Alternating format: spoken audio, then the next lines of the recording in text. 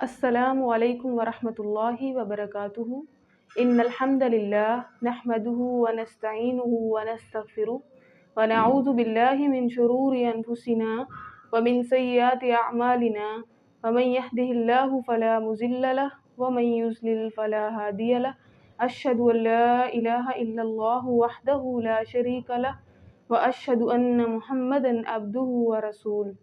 ناظرین اکرام، ہم نے گزشتہ لیکچر میں عقیدہ پر بات کی تھی، اور اسلامی عقائد میں سب سے پہلا عقیدہ توحید ہے، اور جو بہت اہم ہے، اور آج ہم اس پر مختصر وضاحت کریں گے انشاءاللہ تعالی۔ توحید کا مادہ وحد ہے، اور وحد اس ہستی کو کہتے ہیں جو اپنی ذات اور صفات میں اعلیٰ اور بے مثال ہو۔ عقیدہ توحید اللہ رب العزت کی طرف سے دیا گیا عقیدہ ہے، جسے اللہ رب العزت نے اپنے انبیاء اور رسول کے ذریعے اسے لوگوں تک پہنچایا۔ اس عقیدہ کی تعلیمات روز اول سے ایک ہی ہے، اس میں کوئی تغیر اور تبدیلی نہیں کی گئی۔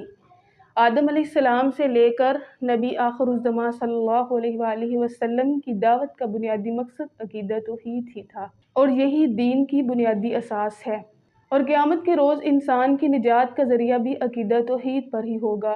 جس کی عقیدہ توحید درست ہوئی وہ کامیاب و کامران ہوگا، اور جس کی عقیدہ توحید خراب نکلی، اللہ تعالیٰ اس کی پہاڑوں جیسی عظیم نیکیاں بھی ہوا میں اڑا کر بکھیر دے گا، اور اس کی کوئی قدر و قیمت نہیں ہوگی۔ اور اس کے برعکس عقیدہ توحید کی موجودگی میں چھوٹی چھوٹی نیکیوں کی بھی کل قیامت کے دن بہت قدر کی جائے گی، اور وہ پہاڑوں کی مانند ہوں گی۔ جیسے حدیث میں آتا ہے کہ نبی کریم صلی اللہ علیہ وآلہ وسلم نے فرمایا کہ جب انسان کو اس کی چھوٹی چھوٹی نیکیوں پر بہت بڑا اجر دیا جائے گا تو شخص سوال کرے گا کہ یہ اجر مجھے کہاں سے دیا گیا؟ تو اللہ تعالیٰ فرمائے گا یہ تیری فلاں نیکی تھی، فلاں نیکی تھی۔ اور جب وہ اپنی نیکی کو یاد کرے گا تو وہ نیکی بہت چھوٹی ہوگی، لیکن اس کا اجر پہاڑوں کی مانند ہوگا۔ تو یہ ہے عقیدہ توحید کی برکت، عقیدہ توحید کی برکات اور ثمرات۔ پیغمبر صلی اللہ علیہ وسلم کی دعوت صرف ایک کلمہ پر مشتمل تھی 13 سال تک، اور وہ کلمہ یہ تھا قولوا لا الہ الا اللہ، لوگوں اس بات کی طرف آ جاؤ کہ اللہ کے سوا کوئی معبود نہیں۔ تو یہ پیغمبر صلی اللہ علیہ وآلہ وسلم کی دعوت تھی۔ اور توحید کا مطلب اللہ تعالیٰ کو ایک قرار دینا ہے۔ ایک قرار کیسے دینا ہے؟ کس چیز میں؟ اللہ تعالیٰ کو 3 چیزوں میں ایک قرار دینا ہے۔ اگر کوئی شخص اللہ تعالیٰ کو 3 باتوں میں، 3 چیزوں میں ایک قرار دے دے تو وہ عقیدہ توحید میں کامیاب ہو گیا، اس کو مکمل عقیدہ توحید حاصل ہو گئی۔ اور وہ 3 اقسام کیا ہیں؟ نمبر 1 عقیدہ توحید فی الذات، نمبر 2 عقیدہ توحید فی العبادت، اور نمبر 3 عقیدہ توحید فی الصفات۔ عقیدہ توحید فی الذات، عقیدہ توحید فی الذات یہ ہے کہ اللہ تعالیٰ کی ذات کے ساتھ شرک نہ کرنا، اللہ تعالیٰ کی ذات کے ساتھ کسی کو برابر نہ کرنا، اللہ تعالیٰ کے وجود کو صرف ایک ماننا۔ اللہ تعالیٰ ایک ہے، کوئی اس کی برابری کرنے والا نہیں، کوئی ثانی نہیں، کوئی شریک نہیں، کوئی ہمسفر نہیں، کوئی اس کی پینٹنگ نہیں، کوئی تصویر نہیں، کوئی اس کا سایہ نہیں۔ وہ ایک ہے، وہ تنہا ہے، وہ واحد ہے، وہ لا شریک ہے۔ اللہ تعالیٰ قرآن مجید میں ارشاد فرماتا ہے قل هو اللہ احد اللہ الصمد لم یلد ولم یولد ولم یکن له کفوا احد۔ اللہ تعالیٰ ایک ہے، وہ بے نیاز ہے، اسے کسی کی کوئی پرواہ نہیں، وہ بڑا قادر ہے، وہ جو چاہے کر گزرتا ہے، اس کی کوئی اولاد نہیں اور نہ وہ کسی کی اولاد ہے۔ پہلی امتوں میں ہلاکت کا سبب یہ بنا کہ انہوں نے اللہ تعالیٰ کی ذات کے ساتھ بہت زیادہ شرک کیا۔ کسی نے اللہ تعالیٰ کی اولاد بنا ڈالی، اور کسی نے فرشتوں کو اللہ کی بیٹیاں بنا ڈالا۔ یہ بہت بڑی وجہ تھی جس کی وجہ سے امتیں ہلاک ہوئی۔ اللہ تعالیٰ قرآن مجید میں فرماتا ہے وَقَالَتِ الْيَهُودُ عُزَيْرٌ ابْنُ اللَّهِ وَقَالَتِ النَّصَارَى الْمَسِيحُ ابْنُ اللَّهِ ذَلِكَ قَوْلُهُمْ بِأَفْوَاهِهِمْ۔ یہود نے کہا کہ عزیر اللہ کا بیٹا ہے، اور نصارہ نے کہا کہ مسیح اللہ کا بیٹا ہے، اور یہ ان کے منہوں کی فضول باتیں ہیں جو انہوں نے کہی۔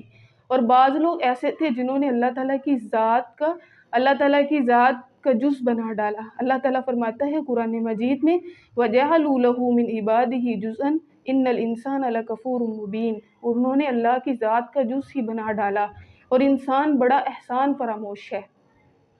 اور یہ تھی عقیدہ توحید فی ذات کی مختصر وضاحت۔ اب دوسرا ہے عقیدہ توحید فی العبادت، یعنی اللہ تعالیٰ کی عبادت میں کسی کو شریک نہ کرنا۔ اللہ تعالیٰ نے جب انسان کو بنایا تو اس کے بنانے کا مقصد صرف یہی تھا کہ اللہ تعالیٰ کی عبادت کی جائے۔ اللہ تعالیٰ نے اسے اپنے لیے بنایا، کسی اور کے لیے نہیں، اور نہ اسے اس کی ذات کے لیے، بلکہ صرف اپنے لیے بنایا۔ اللہ تعالیٰ فرماتا ہے قرآن مجید میں سورۃ الذاریات آیت نمبر 56 میں، وَمَا خَلَقْتُ الْجِنَّ وَالْإِنسَ إِلَّا لِيَعْبُدُونَ، میں نے نہیں بنایا تمہارے لیے، میں نے نہیں بنایا تمہیں کسی اور کے لیے، بلکہ صرف اپنے لیے بنایا کہ تم میری عبادت کرو۔ پیغمبر صلی اللہ علیہ وآلہ وسلم کے آنے سے پہلے جو جہالت عرب کی سرزمین پر پھیل چکی تھی، وہ اللہ تعالیٰ کے ساتھ اللہ تعالیٰ کے علاوہ دوسروں کی عبادت کرتے تھے۔ یعنی وہ کہتے تھے کہ ہم اللہ کی بھی عبادت کرتے ہیں اور اپنے اولیاء اور بزرگان جو انہوں نے بنا رکھے تھے اس کی بھی عبادت کرتے ہیں، اللہ کی بھی کرتے ہیں اور دوسروں کی بھی کرتے ہیں۔ تو پیغمبر صلی اللہ علیہ وسلم کے آنے کا مقصد اس ہی اور بی میں فرق کو واضح کرنا تھا، بی کو ختم کر کے ہی کو قائم کرنا تھا، یعنی صرف تیری ہی عبادت کرتے ہیں۔ یہ ہے عقیدہ توحید فی العبادت۔ اور اب ہم وضاحت کریں گے عقیدہ توحید فی الصفات۔ اللہ تعالیٰ کے کام، اللہ تعالیٰ کی تدبیریں، اللہ تعالیٰ کے معاملات، اللہ تعالیٰ کی خوبیاں، اس میں اللہ تعالیٰ کسی کو بھی شریک نہیں کرتا۔ اللہ تعالیٰ نہ اپنے معاملات میں، نہ اپنے کمالات میں، نہ اپنے نام میں اور نہ اپنی خوبیوں میں کسی کو بھی شریک نہیں کرتا۔ مثال کے طور پر اللہ تعالیٰ کی ایک صفت لیتے ہیں کہ اللہ تعالیٰ مددگار ہے۔ جیسے ہم سورۃ فاتحہ پڑھتے ہیں اور اس میں بار بار اللہ تعالیٰ کی مدد کا تذکرہ ہے، اور اللہ تعالیٰ نے اس کو ہم پہ فرض کر دیا ہے کہ دن میں ہم اسے کئی بار دہرائیں تاکہ ہمیں یہ باتیں یاد رہیں۔ جیسے حدیث میں آتا ہے، نبی کریم صلی اللہ علیہ وآلہ وسلم نے فرمایا، لا صلاۃ لمن لم یقرأ بفاتحۃ الکتاب، جس نے فاتحہ نہیں پڑھی اس کی نماز نہیں۔ اور نماز میں کئی بار اس کو دہرایا جاتا ہے دن میں، ایاک نعبد و ایاک نستعین، کہ ہم صرف تیری ہی عبادت کرتے ہیں اور تجھ ہی سے مدد چاہتے ہیں۔ اور اللہ تعالیٰ یہ ہمیں اس لیے ہم پر یہ فرض کیا ہے تاکہ ہمیں یہ یاد رہے کہ ہمیں مدد ساری کی ساری اللہ کی طرف سے ہے اور ہمیں صرف اللہ تعالیٰ سے مانگنا ہے اور اسی کی عبادت کرنی ہے۔ سورۃ اعراف میں اللہ تعالیٰ فرماتا ہے، وَلِلَّهِ الْأَسْمَاءُ الْحُسْنَىٰ فَادْعُوهُ بِهَا، اللہ تعالیٰ کے اچھے اچھے نام ہیں اور اللہ تعالیٰ کو انہی ناموں سے پکارو۔ جیسے ہم نے اگر اللہ تعالیٰ سے مدد چاہنی ہے تو ہم اللہ تعالیٰ کو یا نصیر کہہ کر پکاریں گے۔ اسی طرح اگر ہمیں رزق کی ضرورت ہے تو ہم اللہ تعالیٰ کو یا رزاق کہہ کر پکار سکتے ہیں۔ اسی طرح جو چیز ہمیں اللہ تعالیٰ سے مانگنی ہے، ہمیں اللہ تعالیٰ کی اسی خوبی کے ذریعے اللہ تعالیٰ کو پکارنا ہے۔ توبہ کرنی ہے تو اللہ تعالیٰ کو یا تواب کہہ کے پکارو۔ اسی طرح اللہ تعالیٰ سے بخشش چاہنی ہے تو اللہ تعالیٰ کو یا غفور کہہ کر پکارو۔ یہ ہے اللہ تعالیٰ کی خوبیاں، اور اللہ تعالیٰ کو ان کی خوبیوں کے ساتھ پکارو۔ یہ ہے عقیدہ توحید فی الصفات۔ انشاءاللہ آئندہ لیکچر میں ہم ان کی اقسام پر الگ الگ تفصیلاً وضاحت کریں گے۔ تب تک کے لیے اجازت دیجیے۔ السلام علیکم ورحمۃ اللہ وبرکاتہ۔